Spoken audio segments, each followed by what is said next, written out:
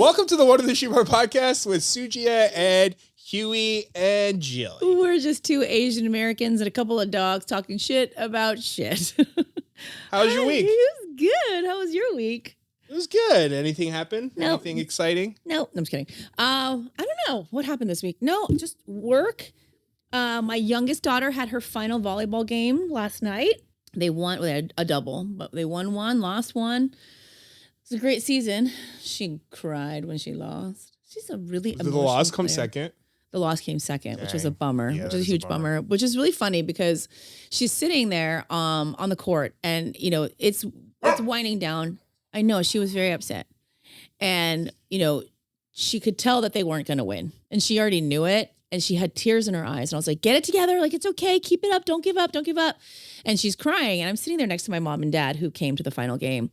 And he's like, oh, yeah, she's such an emotional player. She's so passionate about playing. That's why she's crying and whatever. And I was like, you know, Dad, and my dad had only come to one game I'd ever played. I was like, do you know that I cried every single game I played, whether we won or lost?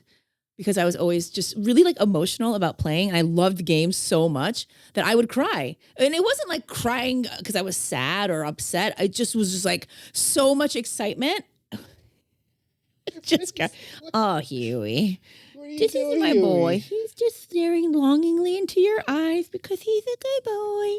And he wants you to know that he loves you. Oh, man. If you guys are listening to this, you have to watch this episode on YouTube. What Huey's doing right now is just he's so adorably hilarious. Jilly's like a sweet, like fun, loving, special girl. But Huey is a very deep and thoughtful boy. He just, when he stares into your eyes, it just bores down into your soul. And you're like, okay, I love you too.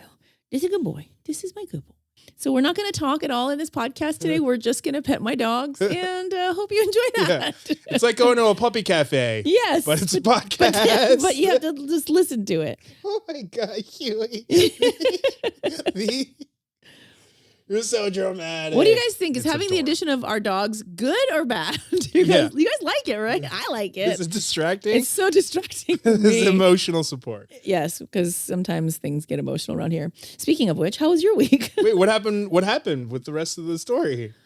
Oh, nothing. They lost and they cried, and I had to console a bunch of 9-year-old girls, you know, getting off the court. Wait, so what did your dad say when you said that you cried all the Oh, he was like, "You cried?" I was like, "Yeah, Dad, I'm a crier." But you don't know. He knows I'm a crier, but like showing emotion and stuff was like very frowned upon in my family. Like a lot of Korean families, like, oh, you know, don't cry. Like, you know, that's embarrassing. It's shameful to cry. Yeah. And it makes Korean men uncomfortable, I think. Yeah, it does. I think it makes a lot of Korean women uncomfortable too, to be honest. Like my mom, I've seen my father actually cry more than I've seen my mother cry. But I've seen my mother cry actually fewer times than I've seen my father cry. But Really? yeah, my mom doesn't cry. She's a pretty stoic person. She's very like gregarious and she laughs and stuff, but she doesn't cry a lot at all. I've only seen her cry once, and that was at her father's funeral. Oh. And that was it. But I will say, and I don't know if how she's going to feel about it. The cry that I saw my mother cry was the most guttural cry I've ever seen in my life. Now, I think Pent up. I think customarily, like American culture, crying like outwardly is maybe less, I don't know, accepted. But I've been to different ethnic funerals, and I will say it was, I believe, an Italian, but people from Italy came over, and I've been to a Korean funeral, and the way that I saw, particularly the women crying, was like unlike anything I'd ever seen. Like it was like wailing and like throwing themselves on the ground and like pounding the floor and pounding the coffin. I was like, holy fucking shit. And so I see my mother kind of do this. Why am I talking about this? Oh yeah, crying. I was like, how is this happening? I only have one arm, guys, on this side. I'm gonna eat it. See? As soon as I let go, Jilly's like, what the F? She's like, what the F? Welcome to my life. And add 2 kids on top of this. Show me attention. I want attention. Oh, you never baby me. Anyway, so watching my mom cry in that way, I know it's in her. So I know that she like really like represses a lot of it. So I wonder, like, you know, in my life, like how many times like she's really probably wanted to cry and just didn't. Or I don't know. Maybe it just takes a lot for her to cry. I don't know. But either way. That's how I feel too, Huey. But yeah, that's funny you say that because when my grandmother passed away, I was the most hysterical at the funeral. Were you? And I was 12. Yeah. Oh, so like I couldn't keep my emotions in. I just kept crying and I kept being like, like that kind yeah, of crying, you know? yeah. And like everyone just kept staring at me. I was like, what? My grandmother just said, what the fuck is wrong with you people? Why aren't you crying? Yeah. How was your week, Ed? It was okay. It was okay. I changed out the plastic cutting boards in my house. Oh, good. I don't feel like you're supposed to have plastic cutting boards. They like harbor a lot of germs and bacteria. Yeah, and I've wondered that for a while, but after seeing those rounds of videos of people being like, look at these plastic shavings every time you cut, I was like, you know what? I'm going to get rid of them. I think bamboo is the way to go, yeah? Yeah, so I got a set of bamboo ones with like 3 different sizes, and then I also had to replace out my actual wood cutting board. Because I was like, while I was going through that, I just like happened to Google. I was like, hey, how often should you replace your wooden cutting board? And it was like every like 7 to 10 years. I was like, oh, cool. I've had mine for like 16, 17. Okay. And I think because like I hadn't oiled it in a while, it like started cracking in the middle. So I was like, oh, it's time to replace it. So I finally was like, you know what? I'm going to do it. So I got myself a booze board. It's a booze board. It's like the one that like restaurants and chefs use. Ooh, I want one. Yeah. Do they sell it on TikTok Shop? I don't know. I should have looked.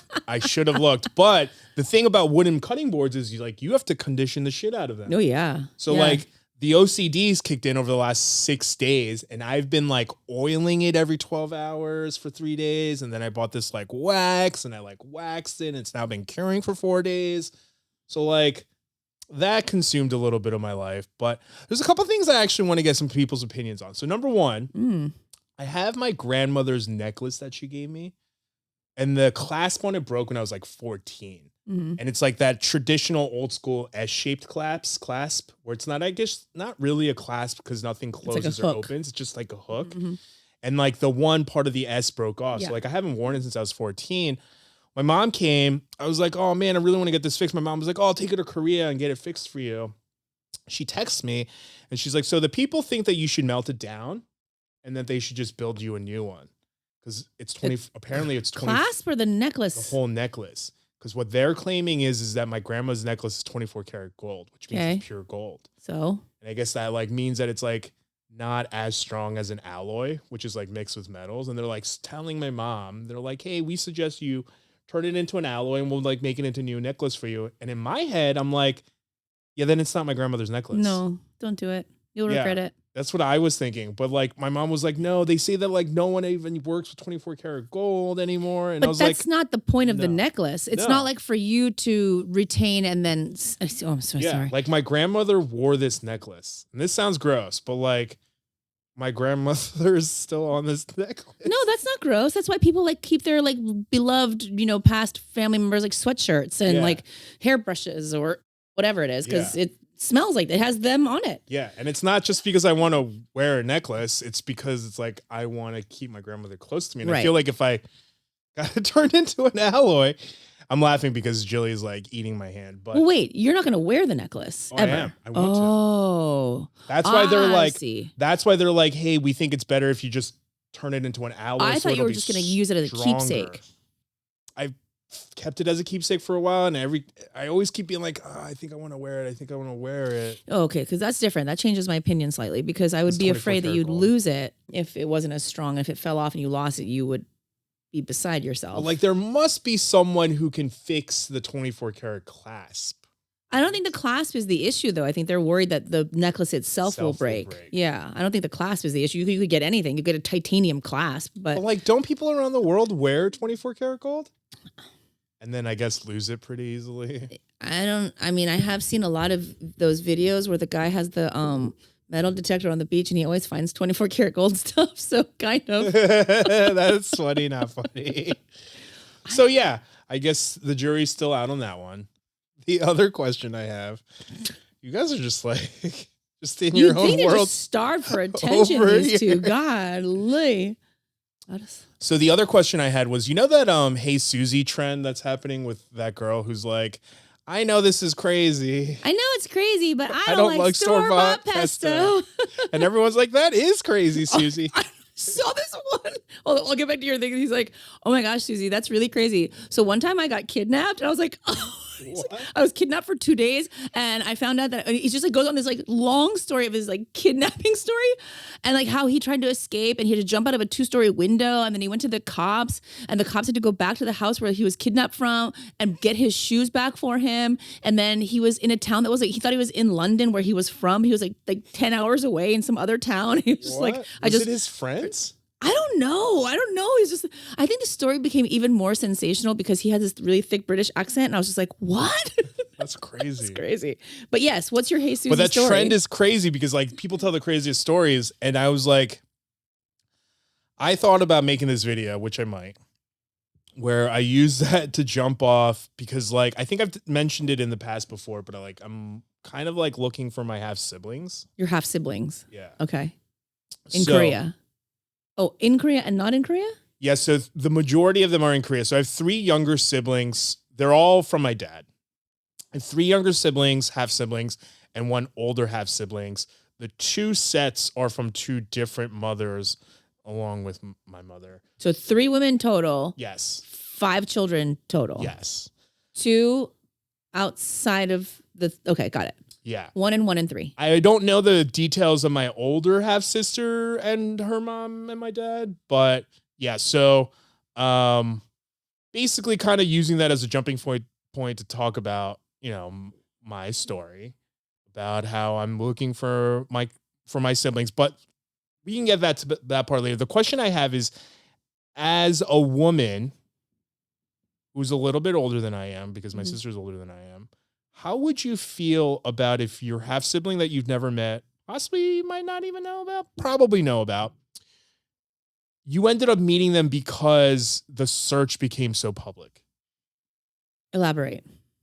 So if I was to ask through TikTok to help me find my siblings. Oh, so you're saying using the Hey Susie prompt So like if to tell the story and then wrap it up with trying to find. So if I was like, hey, Susie, that's crazy. That reminds me of the time that I grew up thinking that my parents were married. And then at 12 years old, I found out that my mom and dad were never married. And I'm a bastard child of one of the wealthiest families in Korea. Wow. And then end that with, also, I'm wanting to start the search with my older sister. If you know a person with this Korean name, born around this time, who grew up in New York, like in that area. And if like, that's how you ended up finding your siblings, like, how would you feel? Because it would be very public. Your family drama would be all over the place. God, but then you might find your sibling. Okay. You haven't known your whole life. Let me start by saying it's a lot. I know it's a lot only because we don't know the circumstances around her, right? So that's the variable. I barely know the circumstances around me. Right. Now, if you're asking me my opinion about if that happened to me as me. Like if you were my sister and you ended up seeing this video, or like your coworkers were like, oh my God, isn't that your this Korean might name? be you. Yeah. How would you feel? I would run the gamut. Because, of course, first, it really depends, right? If I don't know you exist, that's a fucking bombshell. If I do know you exist, did I not intentionally try to find you either, right? So there's that variable. If I do know you exist and didn't want to know who you were, and then you came out and publicly tried to find me, do I feel now very exposed? That's so much. It's so much. However, we don't know the state that she's in, but you do bring up a good point. She went however many years of her life and didn't try to look for me. But she may not know that you exist. I feel like she probably does, but you're right. She might not. But she also might feel like she doesn't know how to even start. It's true. Because your father is deceased. And so I don't know if her mom knows much about your mom or you. Yeah. Because so she's older. So then he had a relationship with her mom first, then your mom, then the other people, the other mom. Some of it are a little murky because I don't know. My mom's not very forthcoming about everything. Like it wasn't until last year that I found out that my next younger sibling is only younger than me by like 3 months. Oh, fuck. Yeah. So that's not possible. And then there's like the other aspect of it too, is that like there's They're what's known as chebos in Korea. Can you explain to people what that is? I'm not even gonna lie. This makes me feel really anxious because these are like details that I haven't told. I think I've told like I can count on my one hand how many people I've told because this is like. Are you sure you want to broadcast it right now? That's what I mean. That's why it's like a little nerve wracking because like these are details that I have kept very hidden a lot for like safety reasons. You know what I mean? Like I'm not rich. I'm not rich. Right. I just, my bloodline, that part of the family is rich, but like, it's just like, I don't know if it's like embarrassing or whatever it is, but they're like things that I've kept hidden for a while. But to bring up to your point, cause like I want to make a documentary finding my siblings, right? Because I feel like it could help a lot of people. If I'm going to do that, I think I've already been working with the idea that like these potentially embarrassing things are going to become public. And I think I've even come to the point where like I've accepted the fact that they may even become identifiers for who I am. You know what I mean? Like eventually, if this all comes out, I'm going to be known as that bastard kid in Korea. You know what I mean? And those things are things that I think I've accepted because those things don't matter to me than the potential of maybe knowing my siblings. And maybe that's like different for other people, but now listen, I've been an only child and like that's all I've ever wanted. I'm going to offer this to you as your friend and coming from the position of the potential that they may not want you to find them. Yeah. And I think I've accepted that with like my younger half siblings. I was just going to say this. You have to prepare yourself for any possibility and any outcome. From the very, very best where they say, oh my God, we've been hoping that we could find you and we're so happy that we all know each other now. This would be the ideal scenario. And this, in my opinion, if it were happening to me and somebody, after the initial shock of it all, and somebody being like, hey, just so you know, your dad and my mom made me and now I'm your half, sibling. And this is, after the initial shock of that, I would be like, well, you're my family. Okay, so this is where we start our new family. That's how I would want it to be. And that is what I would hope for you if that's how this ends up happening. However, you have to be prepared for the idea that some people don't want to be found and like their lives the way that they are. And your disruption of that life could come with some very negative consequences. And I think you know that. And I think that, I don't know in preparation what that really looks like. Because I feel like that would be rightfully something tremendously disappointing at the least, traumatic at the worst. Yeah. So opening up that Pandora's box for yourself is definitely going to be something that we're going to want to really be very careful with, because we don't want you to end up harming yourself or, negatively impacting yourself because of it. I mean, I think I'm okay with it. I think I've come to the conclusion that I think I'd rather know. Yeah. Even if it doesn't go well, than to spend the rest of my life being like, you know what, I did my best. Right. They know I exist. Whereas now I'm just like, do they even know I exist? What do they think about me? And I feel like that, I don't know if it's like my OCD, but like, I don't like leaving things untethered. Yeah. I get it. I totally get it. And I know that I would support you in this, and I know that anybody who's listening would support you in this, because. But like, how would you feel attacked? Or would you, I don't know if attacked is the right word, but just like taking off guard? Like, would you feel a negative sort of way because it was so public? Kiwi, I feel like you look the way I feel. I see, again, you're basing my feelings on my personality. Yeah.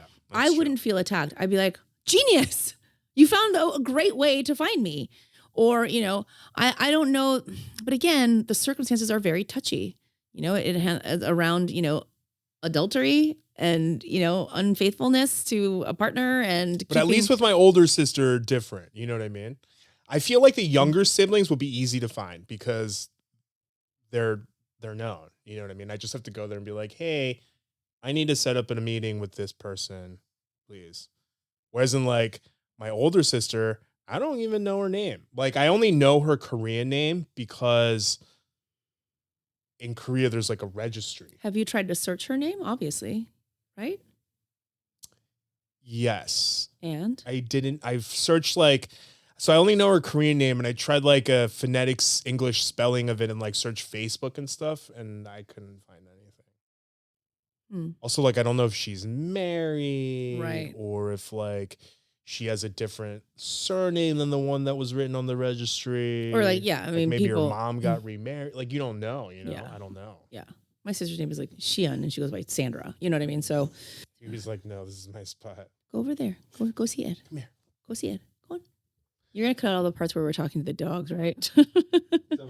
Oh, you're such a sweet dog. You're so much. That's so disgusting. Your breath is so gross. Ugh. I would feel like that.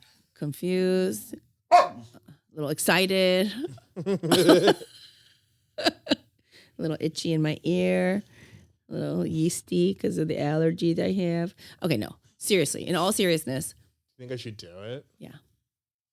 I don't know how you can continue your life without feeling like you need to fill this void all the time. I mean, I think I talked about this like 5 months ago when I wanted to do it. You know what I mean? Not the Susie part, but seeing the Susie thing, I keep being like, I'm going to do it today. I'm going to do it today. And then I'm like, no, I'm not. Do it. No, I'm not. Do it today.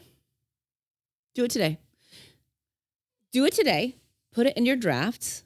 Save it for a day or two. See how I feel. Watch it one more time, a couple times, and then see how you feel about it.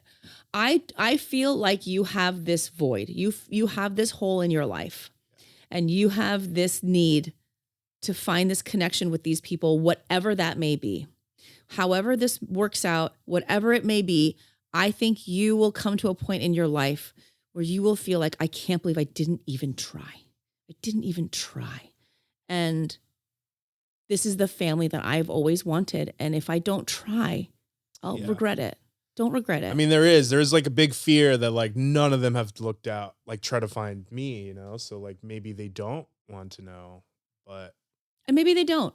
Or maybe there's 4 of them, right? I think your odds are good that at least one of them is like, one of them, right? Yeah. Now the 3 in Korea might have other reasons to not, right? It could definitely affect their life. Their mother is still living. Right? As far as I know. Also, there's a lot of money involved, most likely. And if you come in and you're like, hey, I want to find my family, it could look like, hey, he's trying to come after our money. Because people with money are always suspicious of people who are trying to, they're suspicious that people are trying to take their money. So there's that aspect too that you have to consider. But I think if you come, palms up, I'm not asking for anything. I don't want anything. I just want to know my family. I don't think that's an unreasonable thing for somebody to want. Yeah. We'll see. We will see. Huey, they can hear you. I feel like if you stop touching him, he doesn't like it. I feel like even though I'll be viewed as a bastard kid, I feel like the majority. Is that even a term that people use anymore? Like, does anybody even care about like illegitimacy? You're not illegitimate. You're a human being. You're as legitimate as everybody else. You know what I'm saying? I feel like the majority of normal people in Korea would champion it. You know what I mean? Because you're also saying this is a very wealthy family, right? Yeah, they're not really looked highly upon. I'm guessing that a lot of Korean people feel the same way about the super wealthy, which is to eat the rich. So I feel like they would love a disruption in that. You could come in as the guy who blew the doors. But that's a whole nother thing. As the bastard kid. You ready for that? That's what I'm saying. It's a lot. It is a lot. It is a lot. And there is something to be said about being able to fly under the radar, Yeah, but I don't think that. I think that time has passed for you. Yeah. I think it's passed. I think you should do it. I think you should do it. My advice is to do it. It could be the worst advice. Because that's the other thing too, is that like I can look for them under the radar, you know what I mean? And not make a documentary about it. It's your life. But for me, though, the documentary, like, yes, I want to share it with people and maybe it'll help them. But I've realized recently in the last like 3 years that like when I watch stuff that happened to me in video, it helps me process things so much more. And that's the main reason why I want to record it. I want to be able to like watch it and then be like, try to see it from other perspectives and like try to really understand. Cause like sometimes you're just in your emotions so much that you almost create a narrative right for what's happening, Right. And I want to be able to like look at it from like a objective point of a point of view. Yeah. For anybody who's watching this, I don't know if you've gone through something similar or if you have any advice for Ed, because I'm only one voice and I don't know that these are how I feel. This is how I feel, but I have dog hair at my nose. But people could definitely feel differently about it and might offer a different perspective. So I think this is a great forum to ask, should Ed pursue finding his half siblings in the most public place on earth? The internet is the most public place on earth. And once you do it, you can't undo it. No, it's forever. So keep that in mind. But I say go for it. Fuck it. Life is short. And you could be missing out on some really great opportunities to connect with your family. Because I think the other part of it too is that like for like a year now, I've been like, I'm going to do this. I'm going to do this. Like I'm going to do this documentary. And I think I keep chickening out. And there's What's also holding a little, you back? I think fear. Of what? Of the unknown. Well, like what can happen, or are they going to want to know? But like, if I make this video and post it, I feel like the cat's out of the bag, the ball's going to start rolling and I can't stop it. Okay. And I feel like that for me would be good because I'm holding myself back. Right. Do it. It's like out of my control. Do it. Oh, well. Probably going to make that video today. We'll see how it goes, But yeah, I guess Bastard Boy for President 2024. Listen, first of all, I don't know, like Bastard Boy. I don't feel like I don't like how it sounds. It doesn't like how it rolls off the tongue. But look, there's going to come a point where it's like it's not about them anymore anyway, right? It's about what you're doing to be proactive in what you want for your life, and if that means that you have to you're going to publicly do that, and you're ready for the repercussions or whatever consequences are, or amazing, conclusion to this story might be, who knows, Yeah. I'm a pessimist by heart anyway. Prepare yourself for the worst so that anything is a surprise, but man, the worst looking pretty bad up in here. Well, what does it look like? Apocalyptic. But really apply that to your life. What is a rejection from your family? What does that look and feel like to you? Well, I guess for me personally, it doesn't matter as much. Right. It doesn't actually change your life. It doesn't change my life too much. The worry for me, however, is maybe for my family. My mom lives in Korea. Mm-hmm. I feel like her siblings might not love it. I don't know, And I understand that. And I have an appreciation for your concern for them. But at the same time, it's like, but this is your life too. And this is something that I think that you need to fulfill, for yourself. And like, I understand that. And I appreciate you like being concerned about, your extended family, but you have to live life for yourself too sometimes. Yeah. There's like this one thing driving me. So like all of my half siblings are sisters except for the youngest. He's the only half brother I have. All your oh, you mean, they're all girls. They're all girls, except for the one who's my half brother. He's the youngest. And like during quarantine, it was all over the Korean papers because he got caught with drugs coming back from America. So you know very well who they are. Yeah, I know who they are. Crazy. I know who they are now. A year ago, I did not. So like I'll say it in the Hey Susie story, but my mom like basically just hid the registry in my room, was like, oh, by the way, if you ever want to find your family, your siblings' names are there. And I was like, what? Which is weird because growing up, ever since I found out, I would be like, what are their names? And I'd be like, I don't know. You know what I mean? So like, I didn't know until now. And then like, I even Googled their names and, and I saw that article and there's like a little part of me that keeps being like, it keeps nagging away at me being like, I wonder if my little brother,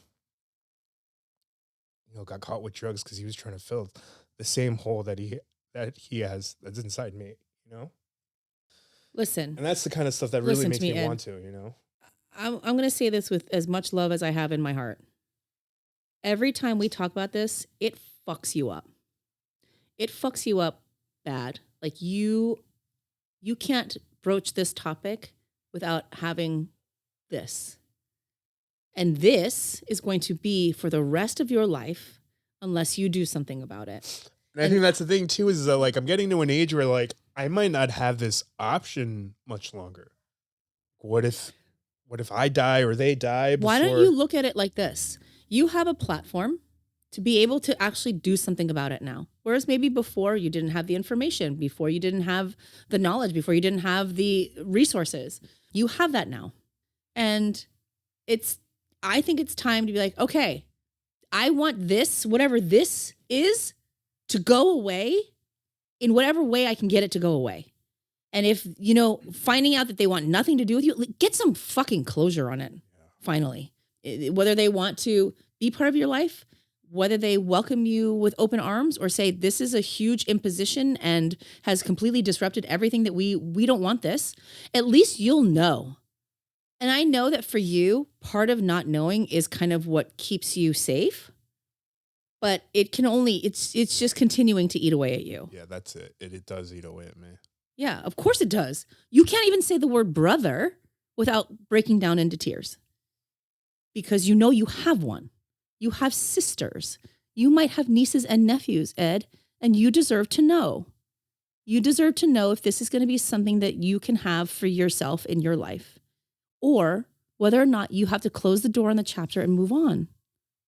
You owe it to yourself now. You're a 40-year-old man who should know, do they want to be part of my life or don't they? Yeah. And as painful as whatever the outcome might be, you're now equipped and prepared for it. So I say do it. And I might be in like a tough love phase of my life. Yeah. But when else are you going to do it? What else are you going to do about it? Nothing? No way. This every time? No. You could look back on this a year from now and be like, can you believe I almost didn't do anything about it? Or been like, remember when I could have not had all this happen to me by not doing it? Whatever it is, whatever that backlash is, what are you worried about? Like media, like coverage on it in Korea? Okay, well, whatever. It's just like the media here. They'll gossip about it for a week and you'll be old news. But on the internet forever. For what to happen? Think about all the scandals way bigger than this. A philandering millionaire who has illegitimate children. The shock. No one's ever heard this before. Of course they have. Yeah, that's what my mom's friend's daughter said. She was like, you don't even know how many other people out there are in your shoes that you might help. And I was like, yeah, mostly about me finding my siblings. For what you might have more siblings than you actually even know. Yeah, that's the scary part. There could be 11 of you. Who knows? I hope not, actually. But yes. But it does sound like it could be a distinct possibility. It could. And, for your mental health, for your emotional state, I think, if this has been nagging away at you since, I've only known you, a year. But I have not ever not known you to feel like this every time you talk about it. Do it. Do it. Do it for yourself. It's going to be a really long Hey Susie video. Try to condense it.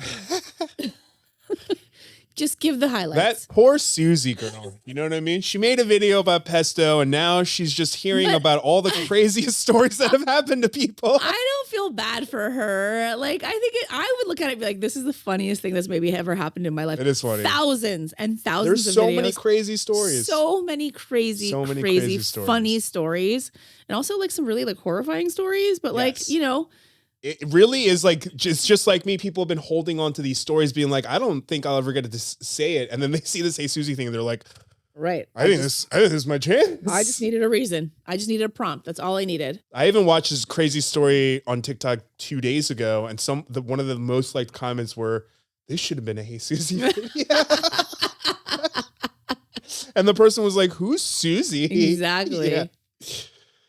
Well, on that note, as I still look like I have been crying, because I have.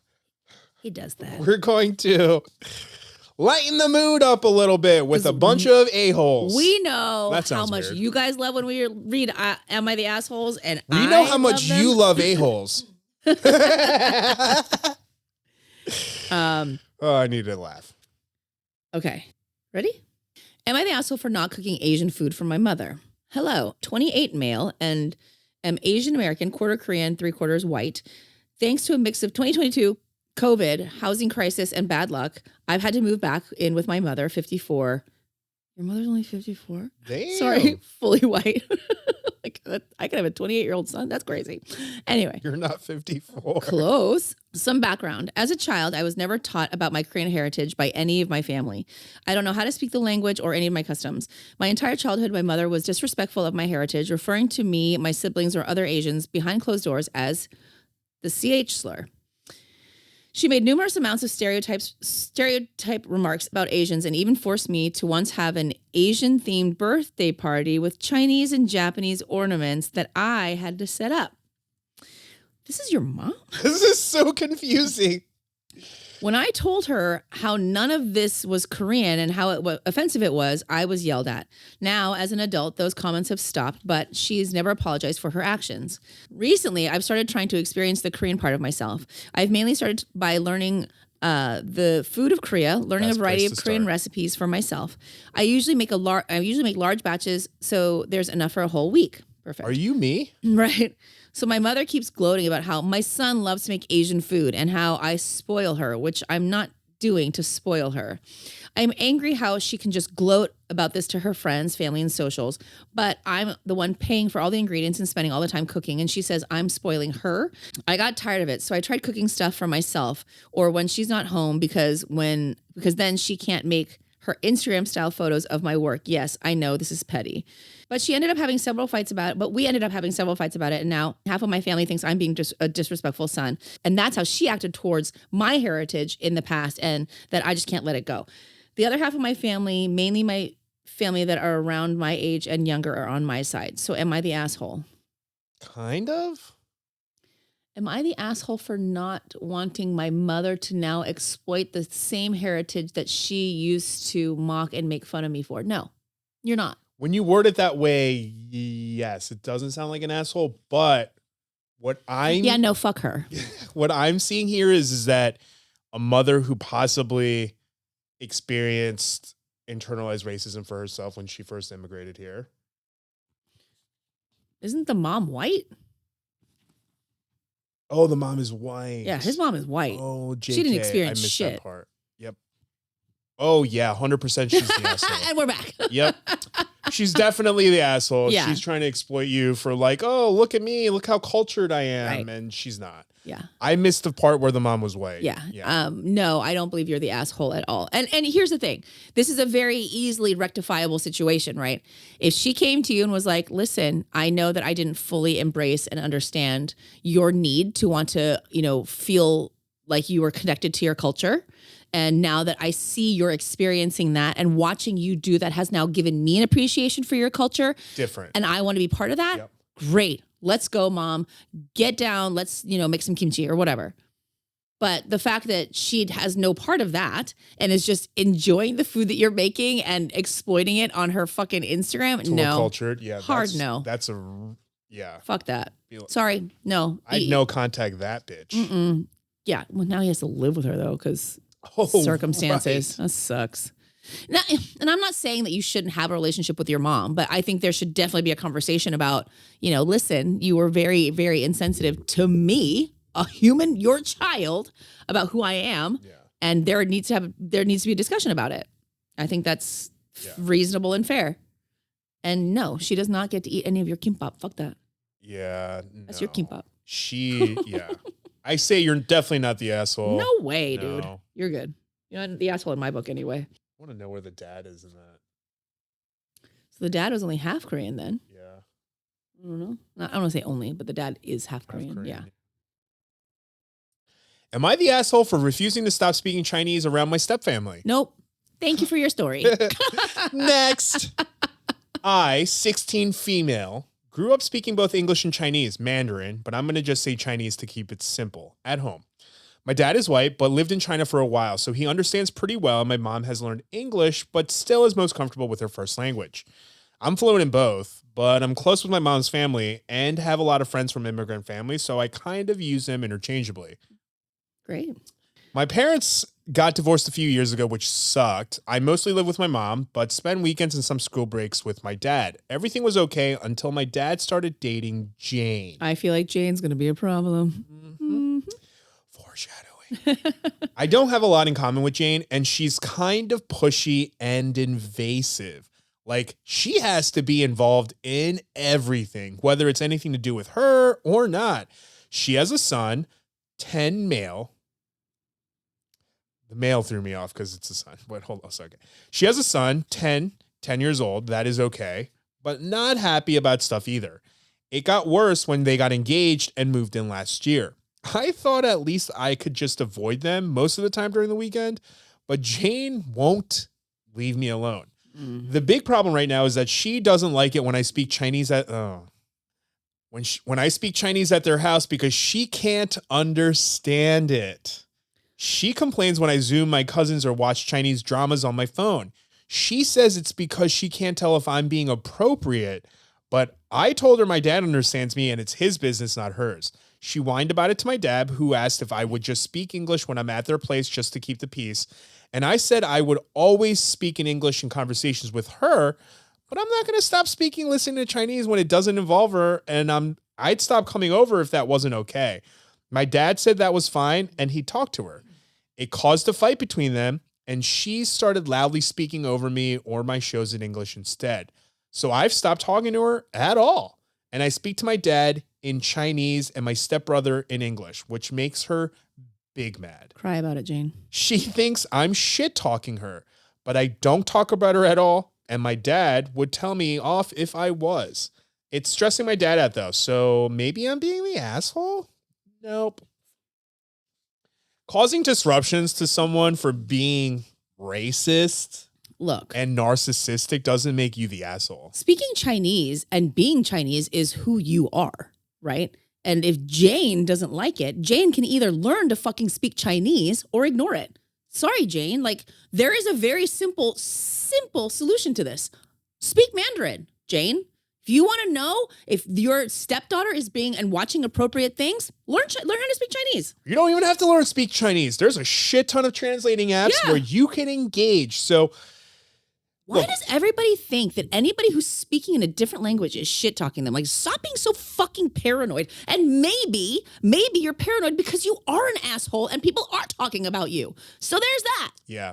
I mean, small-minded people will think small-minded things and think that there's nothing else in the world to talk about other than them. There's nothing else to talk about but what a bitch Jane is. Yeah. No, Jane, we're talking about other stuff, okay? Stuff that actually doesn't involve you. Yeah. Fuck Jane. I mean, unless you're like rolling your eyes while you're watching shows, like why would you get insecure? Or if you're like speaking in Chinese and then you say Jane, yeah, she'll know. Yeah. Or like, why would the TV show that you're watching be talking about her? I think she is saying, so Jane is saying, well, I'm just saying, I don't want you to speak Chinese because I think you might be watching stuff that's inappropriate. No, I get it. When that's not what it is. No, that's not it at all. And like the reason why I was saying that was because like we often say that most of the time when things people say isn't about you, it's about them. Right. So whenever she hears you speak Chinese, she just feels insecure because she probably can't even speak the one language correctly. And also maybe she associates you speaking Chinese with your mom, who is the ex. So she so feels much threatened by that. Yeah, she's just super insecure. She's super insecure. And yeah, fuck her. I say this.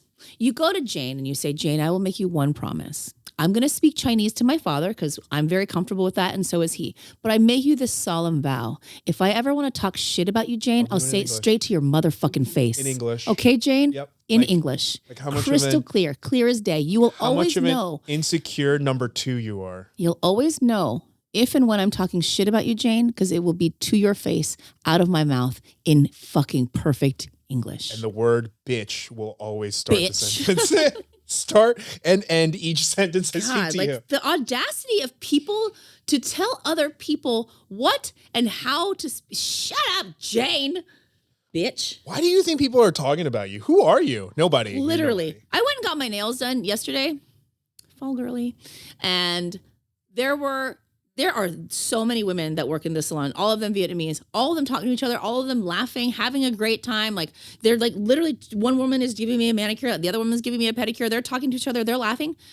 Not for 1 second did I think that they were talking about me because number one, what is there to talk about? And if they are talking about me, I just imagine in my mind they're complimenting me, what a nice person I am. She is such a lovely person. I'm so glad she came in today, is all I could think that they're saying.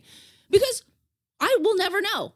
Unless I ask them, which I'm not going to do, I will never know. So why not, in my mind, think that they're having a giggle at what a nice lady I am and what pretty feet I have? Why not? Why not? What difference does that make? It changed my life 0. And, I left feeling great. So, again, Jane's just paranoid and thinks that nobody has anything nice to say about her, which is why she thinks that clearly they're not. Yeah. 2, you think that all these people have to do all day is like talk about their clients all day? Who gives a fuck? Like, you don't think they don't watch TV shows or like kids, yeah. Or, maybe you're, talking shit about the manager, like all coworkers do. Like, that's how that works. I always equate it like this. Like, if I heard 2 employees whispering to each other, would I demand that they tell me what they're saying? Of course not. In fact, I've never heard other people speak a specific language, and I was like, hey, you can't speak that language. I just sit there going, dang it, I wish I spoke that language so I knew what they were saying. Or sometimes I don't even know what the language is. I'm like, what language is that? That's fascinating, But the answer is always, I'm like, I wish I could speak that language. Not, hey, we should take away from others because I feel less than. Right. If you feel less than, then add to yourself by learning another language. Right. People are weird. They're so weird. Am I the asshole for saying Asian girls make the best partners when my girlfriend is white? Yes, you are an asshole because you fetishize, but that sentence was hysterical. I got into a minor argument online with a guy who claimed it wasn't okay to have a racial preference when it comes to dating. So I tried to explain to him how it was pretty reasonable, for instance, prefer dating Asian girls since they make pretty obviously better partners.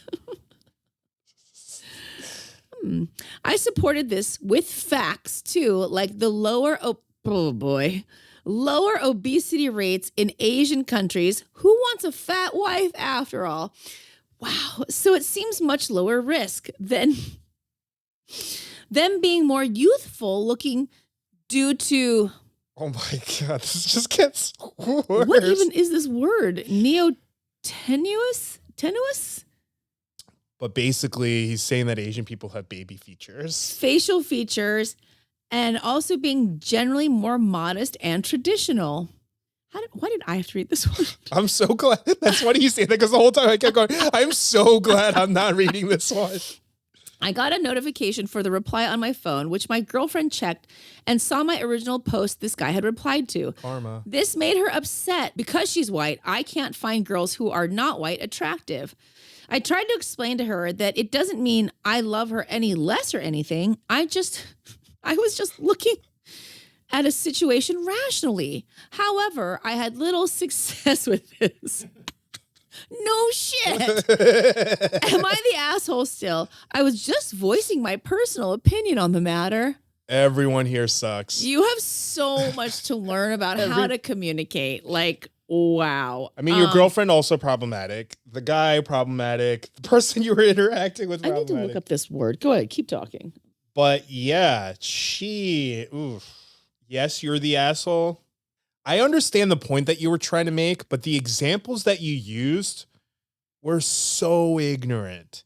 And I think I know what your girlfriend was trying to say, that, because you're going out with her, you can't technically find any other woman attractive. It's just she focused on the race thing because you focus on the race thing, but like the way it just comes off, it all sounds horrible. And also, you all suck. It's kind of pedophilic. Very pedophilic. Neo means baby. Exhibiting retention of juvenile characteristics in the adult. That's what I'm saying. That's icky. I don't know how to pronounce that word, but I do know that it means that he's saying that she has that Asian people have baby features. That's yucky. It is yucky. Why do you want your grown female partner to look like a child? That's first and foremost. And I think that infantilization leads to fetishization in Asian women, and being fetishized because you look like a child is fucking gross. Creepy. So, I feel really gross right now. I feel very gross. Everything is gross right now to me in my brain. Ew. God. Ugh. I know where that came from. Grossness. Yes. Of course, we want everyone to age well, but this is a very, very dangerous step towards grossness because it is. The way you're framing it, it's very pedophilia. It's just my opinion, and I'm just stating facts. You're gross, okay? You're stating your gross facts to support your gross opinion, to support your gross fetishization. So, congratulations. And I would like a count when you're done editing this on how many times I said gross today. Woo! Here we Good go. grief. Am I the asshole for refusing to change how I talk? For context, I'm 21 female, Chinese. If you're East Asian or know anyone from there, you're probably familiar with this expression, AITA. Similar to how people would say Jesus Christ in Western culture if something surprising happens or if you're disappointed with something, for example. So I work in a cafe. I've been doing this for a few years now and know the shop and procedures inside out. I would hope so if you worked there for a while. I'm in charge with training new baristas and teaching them the things we do for health and safety and how to keep the cafe running efficiently. There's someone new who I'm in charge of training up. Elisa, 19 female.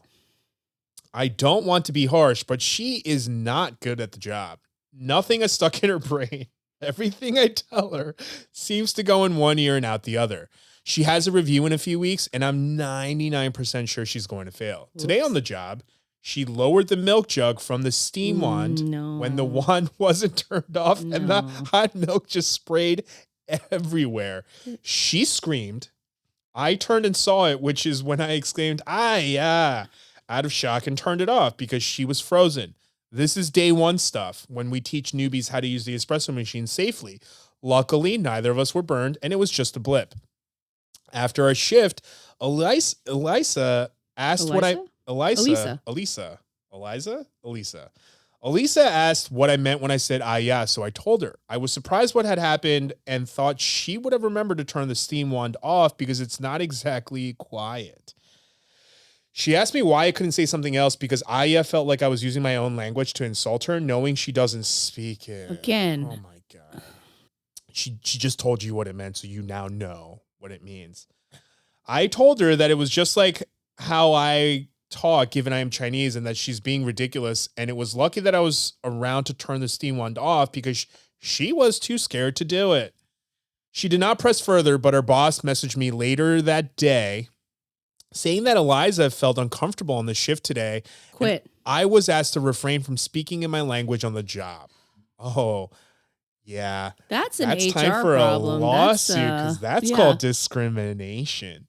I refused and explained my view that for Eliza to say that to me felt like she was being discriminatory because it was. Yes. And now both Eliza and I have to come into work earlier to sort this out with her boss. Am I the asshole? No, you're not. They both are. And legally, they're also assholes. What? Am I the asshole for what? For making an exclamation when somebody's almost fucking giving you third-degree burns on something that is so rudimentary and simple? So what's... You're shooting hot steam out into a fucking thing of milk, and you don't... Okay, you know what? I've been a barista before, and it is really dangerous. And two... It's really hot. It's really hot. And that thing, that thing basically what it does, it just spits out hot air into the thing to heat up the milk. Scalding hot air. The liquid to boiling, just below boiling temperatures. Which means if you don't turn it off before you take it out, that thing blows, and it's going to blow that boiling, not quite boiling, but almost boiling milk right onto your skin. It's very dangerous. Not to mention, what are the other options?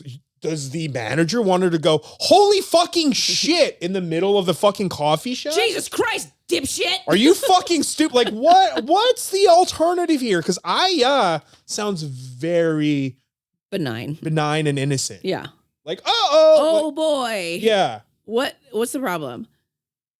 I just felt like you were talking about me in your language. Where? Sweetie, again, this just goes back to the other one. If I'm going to talk shit to you, I will just say, hey, Eliza, whatever the fuck your fucking name is, you're fucking blowing it, and you're going to get fucking fired. And don't take me down with you, dipshit. Oh my God. Talk about insecurity. She's insecure that she can't do the goddamn job. Yeah, that she almost scalded everybody with hot milk, and somebody said something and something she didn't understand. Well, it sounds like she doesn't understand a lot. And I really hate to point this out, but then she did the white woman thing.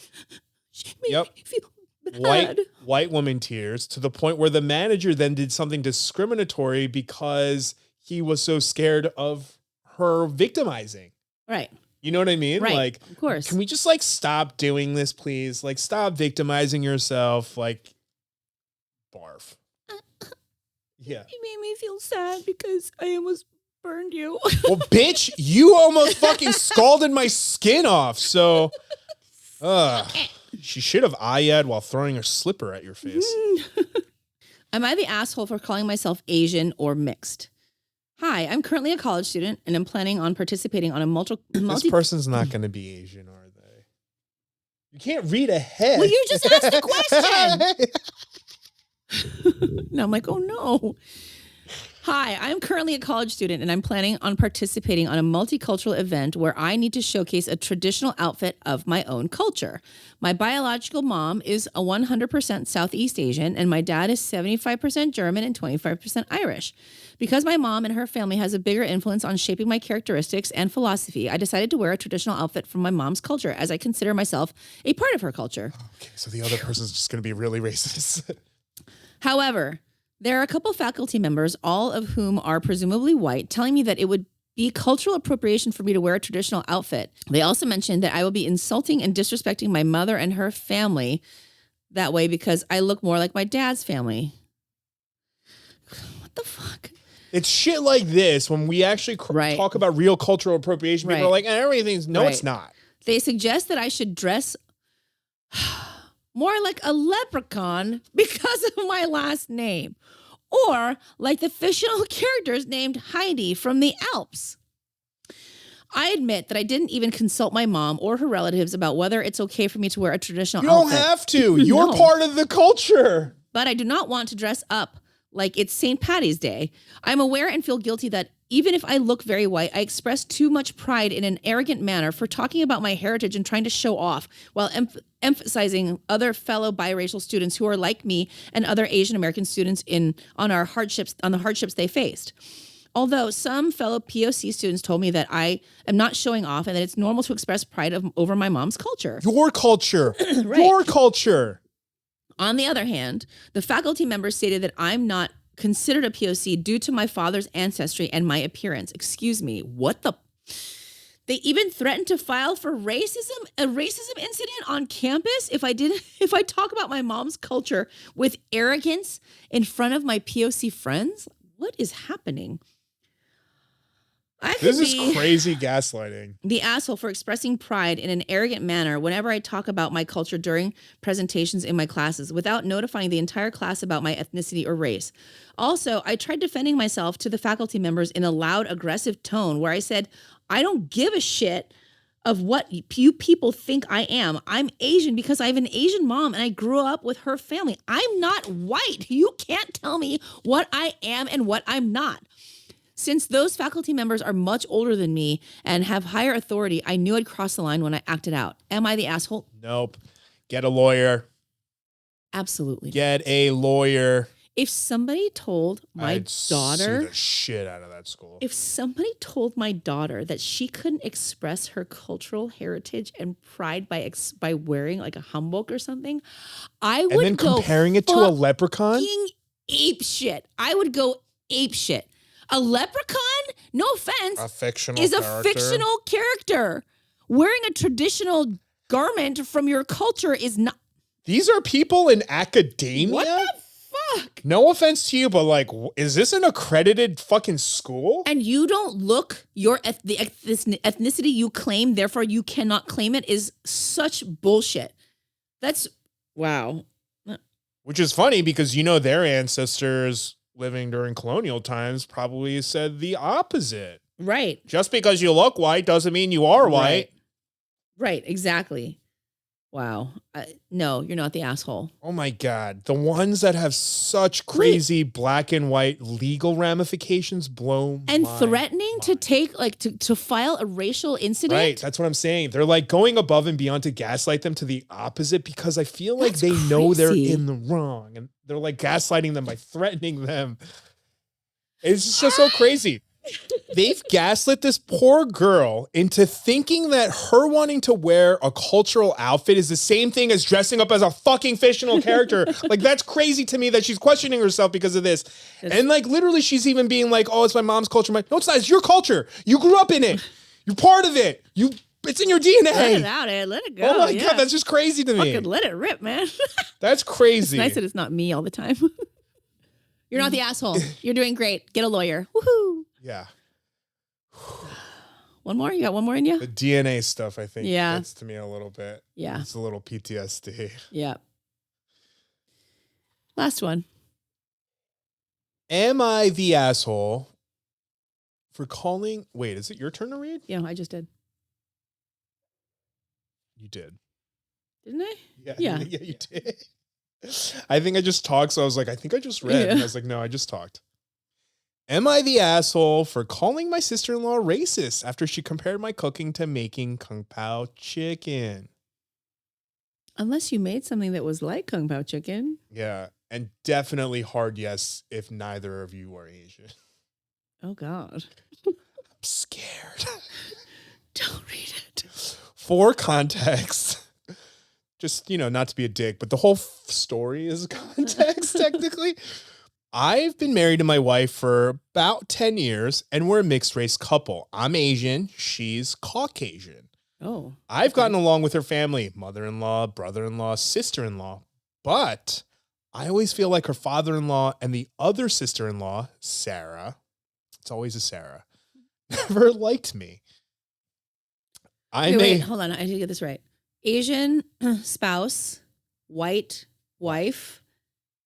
Everybody gets along. Except for the father-in-law and the second Sarah, sister-in-law Sarah. So the Asian person's father-in-law, which is the wife's father. Yeah. Okay.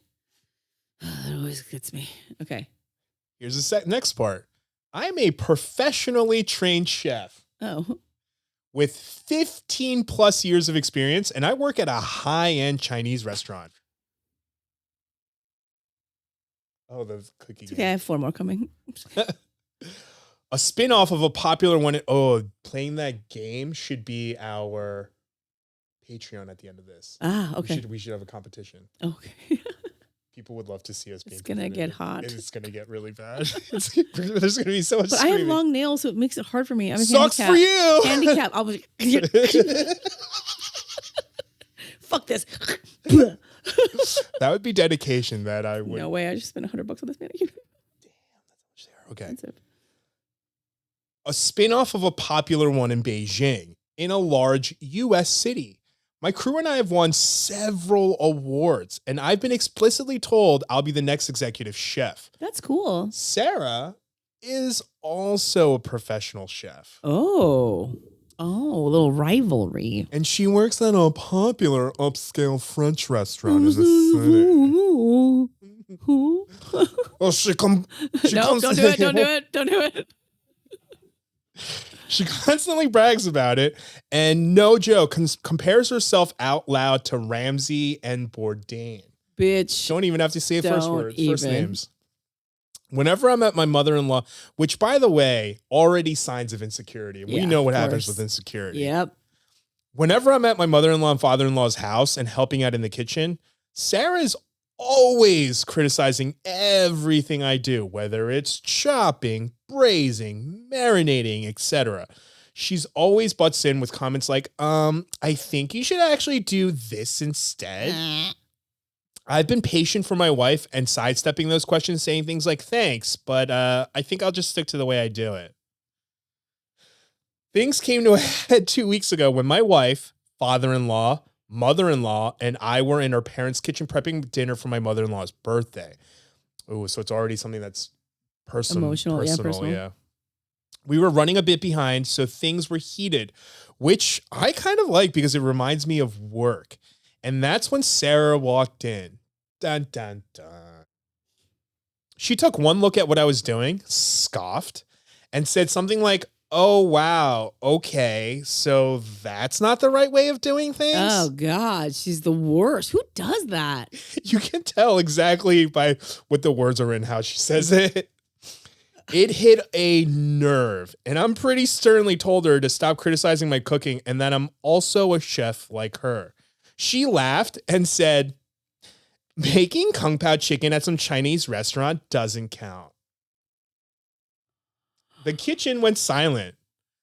Father-in-law snorted and chuckled, and my mother-in-law yelled, "Sarah, what is wrong with you?" I stopped. Kudos to the mother, by the way. I stopped what I was doing, swore at her, and called her a racist piece of shit. As you Apologized should. to my mother-in-law for being not able to stay and left for home with my wife. Kudos to you. Yeah. Kudos to your wife, too. And your mother-in-law. Yep. Basically, fuck your Fuck your father-in-law and your bitch-ass sister, Sarah.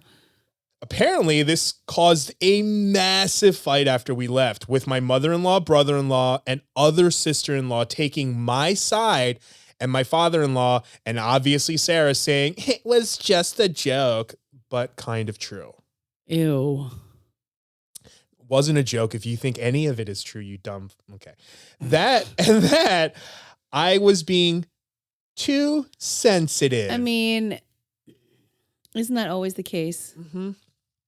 Gaslighting at its finest. The extended family somehow got wind of this, and now everyone is arguing and taking sides. With my wife even getting texts from some of her cousins apologizing for Sarah's behavior. Wow. Despite being on my side, my wife is begging me to apologize. No. Oof. So that the fighting will stop, but I refuse Why are to. you begging Sarah to apologize and your father? Because fuck Sarah and her blatant racism. Fuck her. Am I the asshole? No. No apologies. And Sarah, you get nothing. You certainly don't get any fucking chicken, you dumb bitch. Yeah, like, can we please stop catering to white fragility? Can we just stop? I know that they're wrong, but like, no. That's just where that sentence ends. I know that they're wrong, and we're not going to stop until they realize they're wrong. I don't have anything to contribute that isn't swear words to this one. So I'm just gonna we obviously know what the issue is here. We obviously know that Sarah is an insecure twat. We also know that Sarah's dad is a coward who, whatever. Nothing about this is like a new thing. Insecure sister-in-law uses racism to, degrade, Asian person in household. Okay. How fucking original, Sarah. The father-in-law and Sarah are both a big bag of dicks. Sure. They're not even just dicks. They're a whole bag of dicks. Like, there's just so many options of I would dicks. feel in so their gross if somebody handed me a bag full of gross. I'd be like, what do I do with this? I feel like you probably have already at a certain point, maybe at a bachelorette party, and they were plastic dicks in the shape of No, straws. I didn't have that kind of bachelorette party. No, I said anybody who brings dicks has to leave. And I didn't wear a t-shirt that said bachelorette or bride. Oh God, no. Not that anybody who does it is bad. It's just not my tempo. Yeah. No, Fuck them. you owe no one apology. You owe no one anything. I think you did the absolute right thing. And she was exactly doing what we all think she did. She was degrading you because she's insecure. Fuck Sarah. And the end. Thank you. Good night. Oh, but I hate them. I hate them too. So yeah, sorry that you're but at least there are some people in her family sticking up for her, so that's good. Honestly, it kind of sounds like a good portion of her family. The majority, I would say. Yeah. It sounds like the majority, which means that, there are always, bad apples, and there are always people that are, far more embarrassing to be related to than others. So that's just what happens. But I don't apologize. There's nothing for you to apologize for. I know the dad in this scenario is just like the secondary character because he just snickered and just like lets it go. But let's be real. Where did Sarah learn that this was okay? Right. Because of her dad. Right. Yeah. All right. Well, hopefully there'll be an update on that one. I'd love to know. I want to know if she apologized. Anyway. Those make me feel weird sometimes. I know.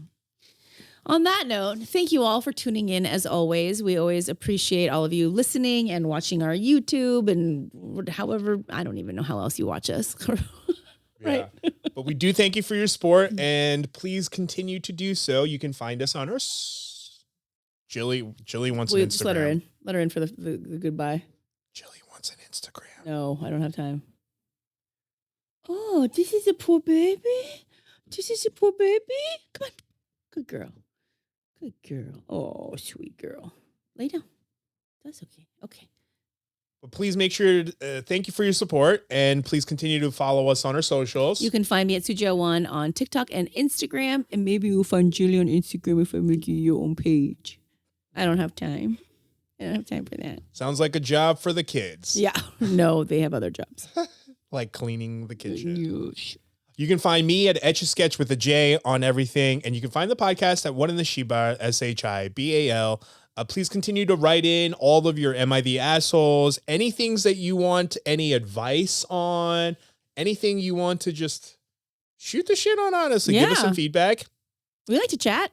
But specifically, we would like to do another Culture of Food episode coming up soon where, we read your stories about culture of foods and eat the foods you're talking about. We just want an excuse to eat. So give us some delicious suggestions, please. Delicious suggestions. And the email to write to us on that is whatintheshibals, Shibal @gmail.com.